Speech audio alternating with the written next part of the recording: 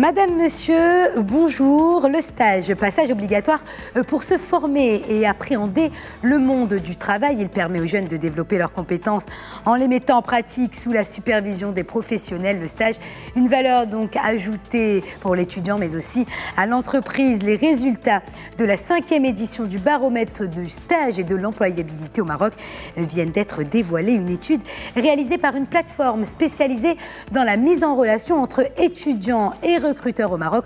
Objectif, établir une radioscopie du marché des stages au Maroc. Alors, pour commenter les chiffres de ce baromètre, je reçois Youssef El Hamel, fondateur de la plateforme. Bonjour Youssef El Hamel.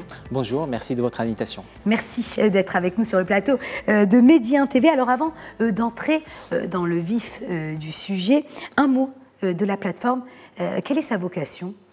Alors, notre plateforme qui a été lancée il y a de cela 5-6 ans a comme principal objectif d'accompagner les recruteurs et surtout les managers non RH par rapport à leurs besoins en termes de stagiaires. Moi-même, j'étais manager et j'avais des besoins en termes de stagiaires et j'étais obligé de me retourner vers ma DRH qui me disait la ressource stagiaire, c'est une ressource qui n'est pas importante, c'était à l'époque.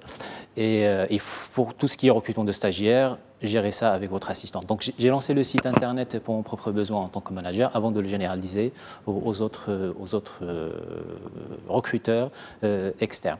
Alors la vocation, c'est ça, c'est de simplifier la mise en relation entre les recruteurs et les étudiants qui sont à la recherche d'un stage.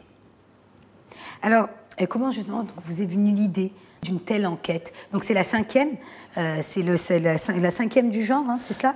Exactement. C'est la 5e édition aujourd'hui de notre baromètre du stage et de l'employabilité. On a commencé la première édition en 2012, qui a porté à l'époque sur 10 000 étudiants et 400 managers.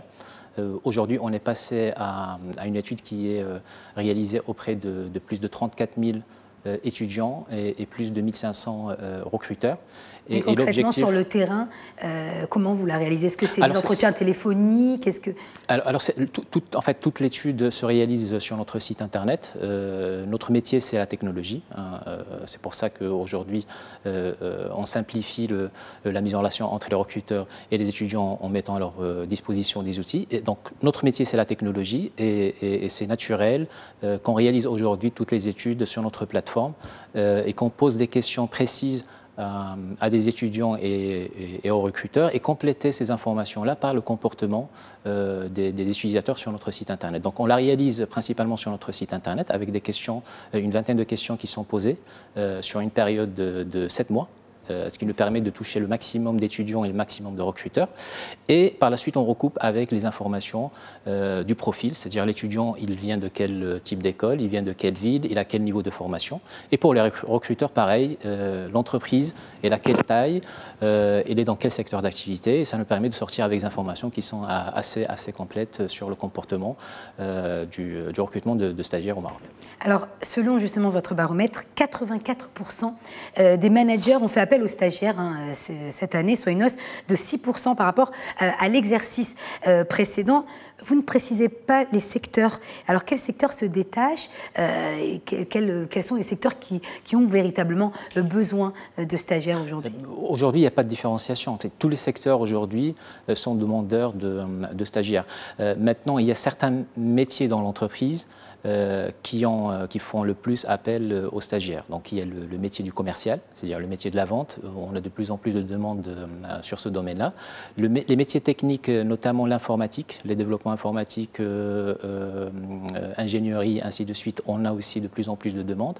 Donc tous les secteurs aujourd'hui sont concernés par cette hausse, mais principalement des métiers qui aujourd'hui nécessitent peut-être d'accéder à des formations pointues ou bien d'avoir des informations qui sont actualisées.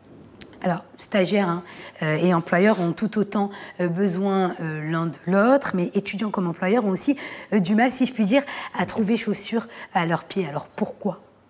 Alors, c'est la question qui revient à chaque fois qu'on édite notre baromètre. On considère qu'aujourd'hui, il y a il y a un manque de communication entre les étudiants et les recruteurs. Les attentes des recruteurs sont un peu différentes de celles des étudiants. Aussi, les périodes, les périodes et les dates de départ en stage ne coïncident pas. Les attentes aussi de recruteurs, lorsqu'on fait appel à des stagiaires, on oublie que le stagiaire, elle est là pour être formé, donc l'exigence il est un petit peu élevée. L'étudiant, il est frustré du fait qu'il n'a pas pu préparer son arrivée dans l'entreprise parce qu'il n'a pas discuté de problématiques de stage. Lorsqu'il est arrivé à l'entreprise, il n'a pas été correctement accompagné par le manager parce que le manager il a été pris par son quotidien. Il est aussi frustré parce qu'on n'écoute pas ses recommandations et ses propositions. Mais déjà, il y a une distinction quand même à faire entre les stages pré-embauche et les stages conventionnels que l'on fait durant la scolarité. Effectivement, mais ça n'empêche pas, encore une fois, ce qu'il faut savoir, c'est que c'est-à-dire les managers, encore une fois, lorsqu'ils vont faire appel à notre site internet, ça sera principalement pour ce qu'on appelle des stages fonctionnels ou bien des stages de projet fin d'études. C'est-à-dire, ça veut dire qu'il y a une vraie volonté derrière d'embauche ou bien de valoriser le travail qui va être fait. Mais encore une fois, par manque d'accompagnement de la part de l'école, par manque d'accompagnement de la part aussi des managers dans les entreprises, on va se trouver avec des stagiaires qui sont frustrés ou bien on va se trouver avec l'expérience de stage qui ne se déroule pas comme il devrait l'être, comme d'autres pays, comme la France ou la Belgique ou l'Espagne.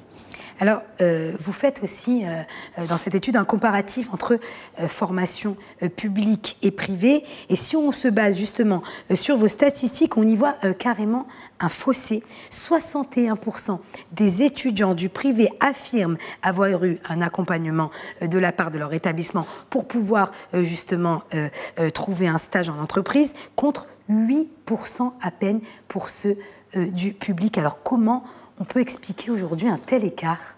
Le volume. Le privé, on parle de 25 000, 30 000 étudiants chaque année qui sont dans l'enseignement supérieur privé. Je ne parle pas de formation continue professionnelle. Et dans le public, on a 10 fois plus. On parle de 400, 500 000 étudiants qui sont dans le public. Il y a aussi la pression. C'est-à-dire aujourd'hui, lorsque je m'adresse au privé, j'ai payé pour mes études. Donc c'est dans l'intérêt de l'école privée ou bien l'université privée à ce qu'elle m'accompagne, parce que si jamais à la sortie de ma formation je n'arrive pas à travailler, donc on parle employabilité, donc on a déjà intégré ça dans notre process, si je n'arrive pas à travailler, je vais faire de la mauvaise publicité pour l'école.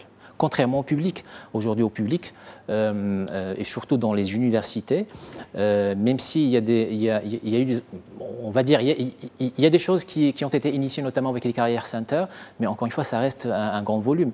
Et l'accompagnement ne se limite pas seulement à aider, je dis bien aider, pas trouver le stage à la place de l'étudiant, mais aider et préparer l'étudiant à ce qu'il cherche un stage, mais l'accompagnement aussi, c'est pendant le stage.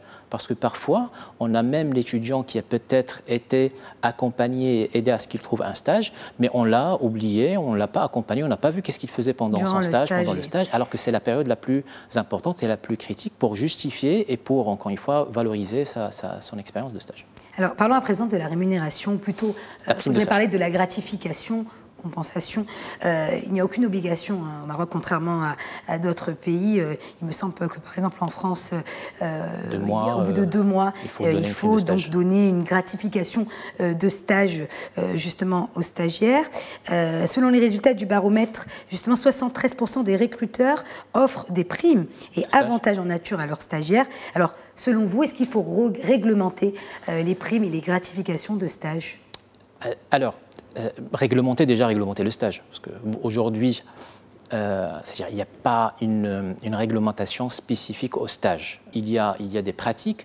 On va donner une prime de stage et on va la justifier. Il n'y a pas un montant minimum ou bien maximum qui va justifier, c'est-à-dire à partir du 2e mois, on est dans l'obligation de donner une prime de stage. Donc il n'y a pas cette obligation. Aujourd'hui, on peut aller jusqu'à 6 mois sans donner de prime de stage. Mon appel à ces recruteurs, pensez à ces jeunes et surtout, pensez aux frais de déplacement, pensez à la cantine, ils doivent manger. Surtout qu'aujourd'hui, si on prend juste la ville de Casablanca, si pour se déplacer d'un quartier à un autre, il nous faut 1 heure de trajet, comment est-ce qu'on... C'est-à-dire, c'est votre rôle social aujourd'hui. C'est-à-dire que le stage ne soit pas coûteux, en d'autres termes. Exactement.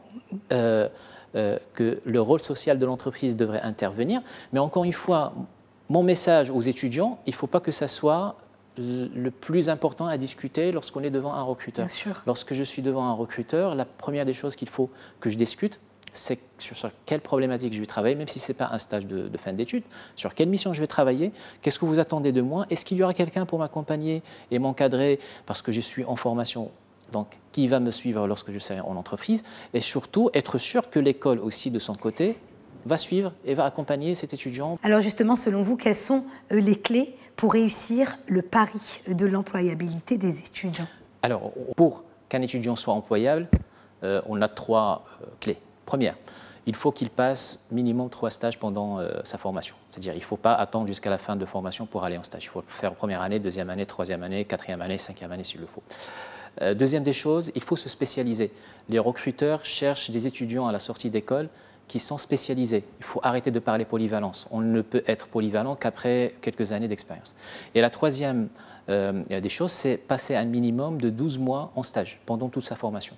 Pas forcément en continu, 3 mois en première année, 3 mois en deuxième année, ainsi de suite. Parce que ces 12 mois constituent l'équivalent d'une année d'expérience. Et les recruteurs, encore une fois, ils sont plus à l'écoute de candidats qui ont passé déjà des expériences en entreprise que de jeunes qui sont sur le marché, qui n'ont jamais eu à passer des périodes en entreprise, qui ne savent pas ce que c'est que les horaires de travail, ce que c'est qu'un cadre de travail, ce que c'est que se comporter d'une façon professionnelle, ainsi de suite. Et le dernier appel, c'est un appel aux universités publiques et les écoles publiques. Il faut aujourd'hui accompagner les étudiants par rapport à leur recherche de stage et pendant leur période de stage, parce que c'est ça la clé pour que ces jeunes-là puissent demain intégrer le marché professionnel. Merci Youssef El Hamel pour cet éclairage. Merci à vous, chers téléspectateurs, de nous avoir suivis. Restez sur Médien TV, l'information se poursuit sur notre antenne. Portez-vous bien.